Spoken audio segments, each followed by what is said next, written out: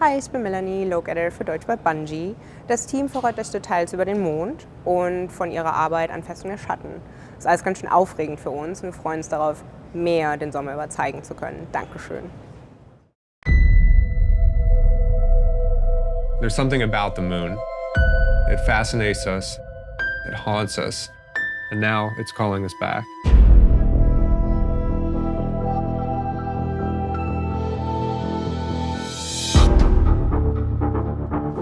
And going back to the moon started as a bit of a passion project. We want to see, can we take this destination and really stand it up alongside all the rest of the destinations we've made in Destiny 2? So how can we bring back the moon with a twist, make every player realize that it's a moon but with something new on it? Shadowkeep, the moon has entirely changed. It's completely remastered. There have been a bunch of different changes, both large and small, for players to kind of experience on their own and find.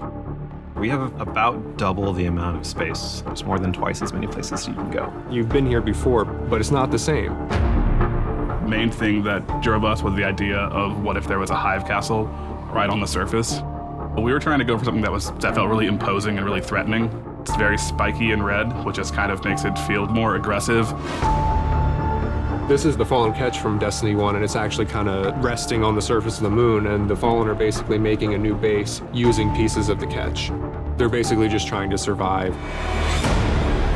There's a bunch of new lost sectors in the destination. This is one of the spaces in Destiny 1. You couldn't really go inside of it, but in Destiny 2, we kind of let you get deeper into these structures on the moon. It's meant to feel like you don't really know what you're going to find. You're not really sure how to traverse this land.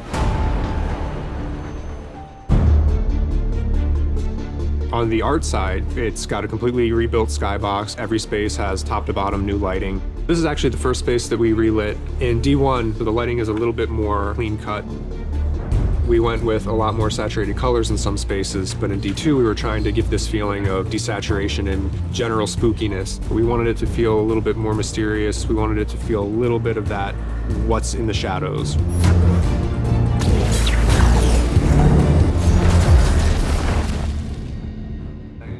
We're definitely respecting a lot of the secrets that started in D1, and we're exposing those and digging into them a lot more. We open up the game with a cinematic, taking us back into the moon with a character that knows the moon better than anybody else. Eris is, in a way, the catalyst. She's the one that woke up the beast. Imagine that we're gonna have like a layer of that, dust and a little bit more of that rockiness on there, so when she does reach out to it, it'll wake up. Reacts to it when she touches it. Exactly. We actually just caught that moment for the first time with a lighting test. Eris discovered something under the surface of the moon, a hidden darkness.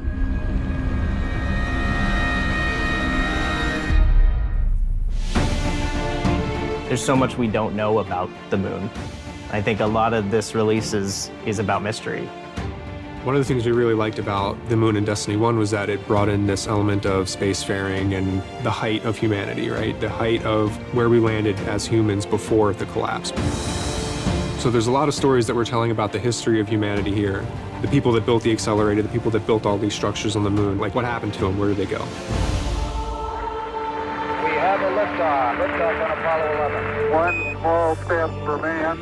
Landing on the moon in real life was a gargantuan achievement for humankind. We're coming up on the anniversary of that accomplishment. We want to pay respect and kind of like homage to that moment in human history.